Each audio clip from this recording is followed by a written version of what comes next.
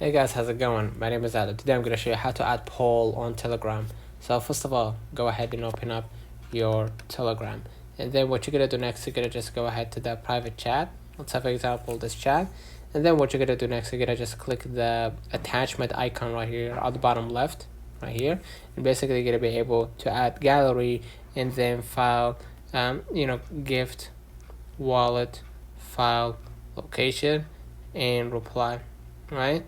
So basically you're gonna be able right here to see sticker, right? You can add stickers as well. So unfortunately right here you won't be able to add a poll for a private message. However, you could just go back right here to your main Telegram, right?